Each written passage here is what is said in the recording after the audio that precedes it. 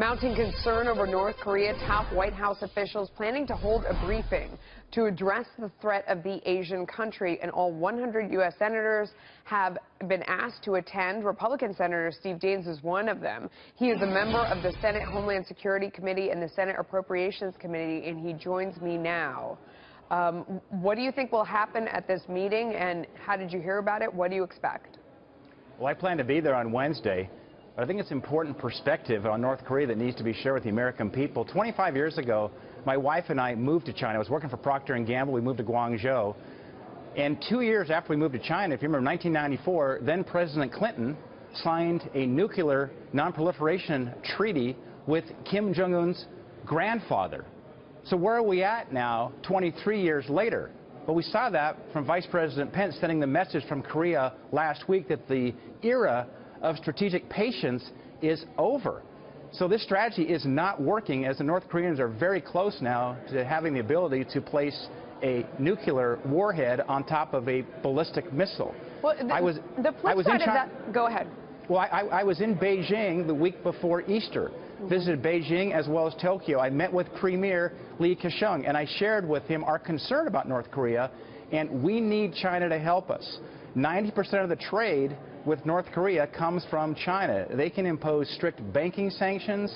They can put sanctions on oil, coal, other resources on North Korea, and really turn the heat up on it. And that is a necessary part, I think, of the equation here to solve this problem. But what was the response? Because that's a lot of the questions that people are asking right now. I mean, it was very clear when President Trump sat down with the president of China and talked to him about this specific issue, and at the same time, was unloading Tomahawk missiles elsewhere.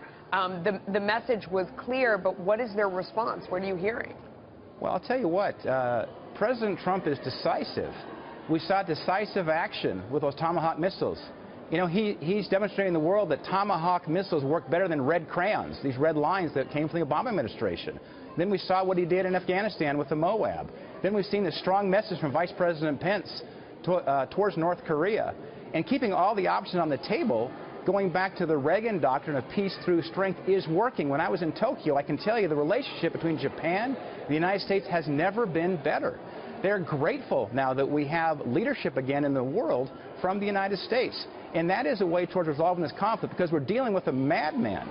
Kim Jong-un is irrational. He's a madman. You don't deal with madmen through diplomatic means. Absolutely, and that's the response you got. But do you have any read on what China's response truly is? I mean, obviously, they pulled back on those coal shipments.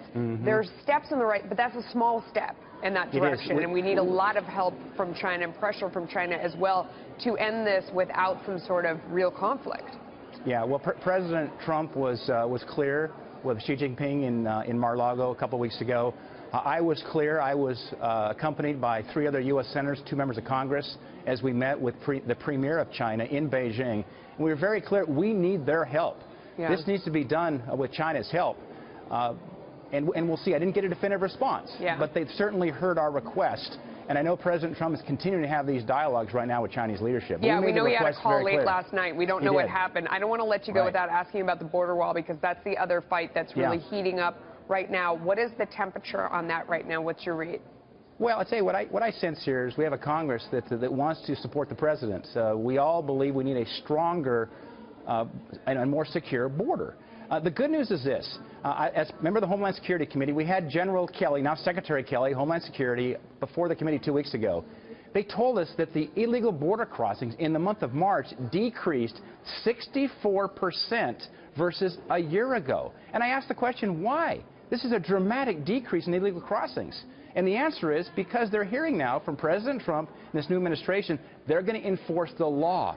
It's taken away the incentive of these coyotes and so forth down in Mexico, taking these families across the desert to the United States. So by starting to let the world know we're going to enforce the law, that by itself is having a dramatic increase in illegal crossings.